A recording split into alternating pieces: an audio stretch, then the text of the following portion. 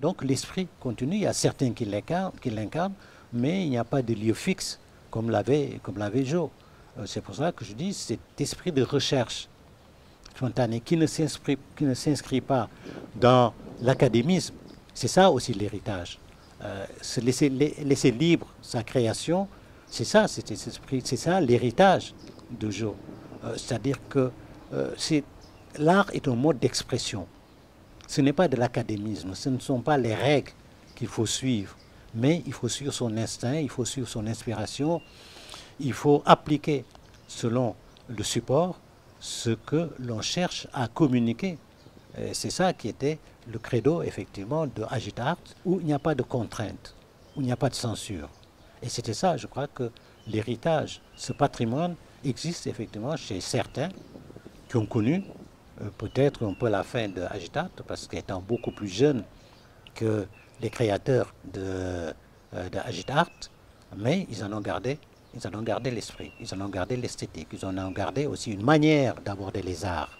Et c'est ça qui est l'héritage de, de tous ces jeunes qui, après 68, ont créé leur propre espace, leur propre manière de faire et ont apporté à l'art contemporain des choses magnifiques, quand même une certaine manière de voir, ne serait-ce qu'à la réflexion sur les supports, parce que avant on peignait sur une toile, et quand l'école des arts a connu un peu son déclin, après le départ de Senghor, les matières devenaient rares, et les chefs d'État successifs n'ont pas, je ne dis pas accordé, en tout cas les ministres successifs n'ont pas accordé une grande importance à l'école des arts. Ceux qui étaient à la direction ont essayé effectivement d'impulser une autre manière avec l'apport de la récupération par exemple,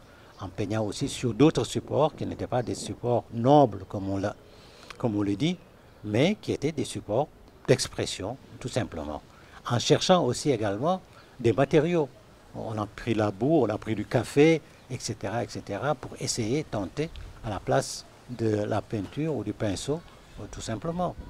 Et je crois que ça a donné l'art contemporain au Sénégal, après l'école de Dakar, en même temps que l'école de Dakar. Quand même, ça aussi, ça a beaucoup fait en sorte qu'il y a eu une mutation ou un affermissement des arts contemporains, en tout cas au Sénégal.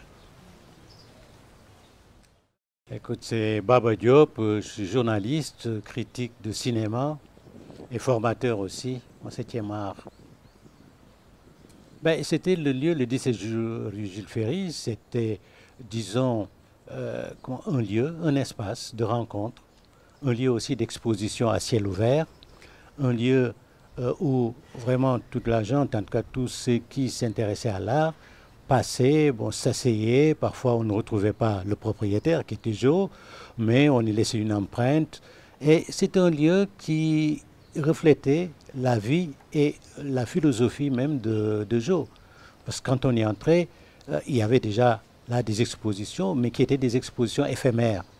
On y rentre une première fois, et une semaine après, quand on revient, on voit bien que certaines œuvres ont été détruites, il en restait d'autres, il en ajoutait, et vraiment c'était l'espace calme aussi, c'était le seul lieu, à part l'Institut français, où il y avait l'espace, et aussi le musée Monod, mais c'était vraiment le seul espace grand où des gens pouvaient se retrouver, se rencontrer, des gens de même génération le plus souvent, et ce sont des artistes, des musiciens, des écrivains aussi. C'était vraiment un lieu de réflexion et d'échange.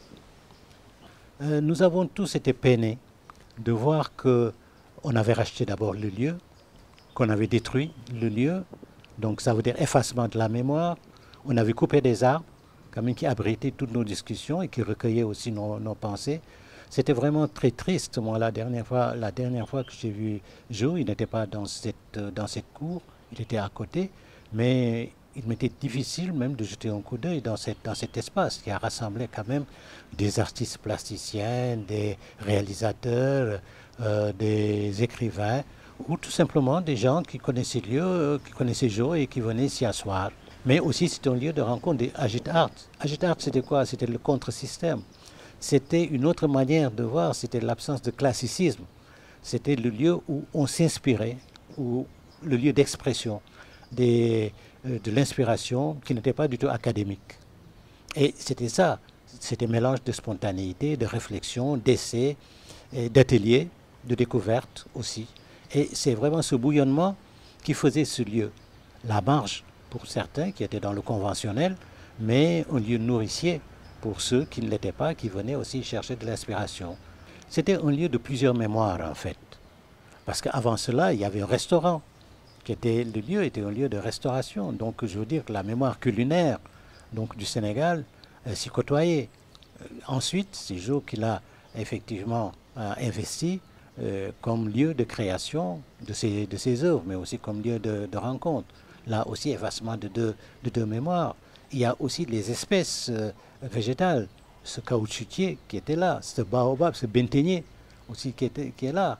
Donc des espèces que l'on ne rencontre pas, en tout cas en ville. Peut-être il faut aller en brousse pour les rencontrer, mais en ville, vraiment, c'était très rare de les rencontrer. Donc voilà, c'est une disparition vraiment de plusieurs mémoires, de plusieurs couches de mémoire. Oui, il y a le patrimoine immatériel, c'est-à-dire toute la création donc de Agitart, qui est là avec Jo. Ça, je crois que c'est fixé dans la mémoire de ceux qui sont restés. Il y a maintenant les objets aussi, qui sont des témoins de mémoire, parce que ayant animé ou illustré des pièces de théâtre de Plekhanov, donc qui sont là, dispersées un peu, et celui qui garde la mémoire, c'est Alassane Sam de Dongor. Et quand on voit aussi ces installations, c'est le rapport à la mort, les tombes qu'il installait, etc., ces vieux objets à qui il redonnait une nouvelle vie, et c'est le travail de Jo. Je crois que c'est une sorte quand même d'apprivoiser la mort ou de dialoguer avec la mort. Peut-être de ne pas en avoir peur. Donc je crois que ce travail-là, c'est un travail aussi de dompter la mort et aussi une réflexion sur le pourrissement. Qu'est-ce que nous devenons? Que deviennent les objets? À quoi ils sont destinés? Ils partent comme nous aussi. Et ça, je crois que cette cour résonnait effectivement de la pensée et des recherches aussi de Jo. Il faut voir aussi parmi ses œuvres, il y a beaucoup d'œuvres qui ont été détruites parce que Jo créait et détruisait aussi.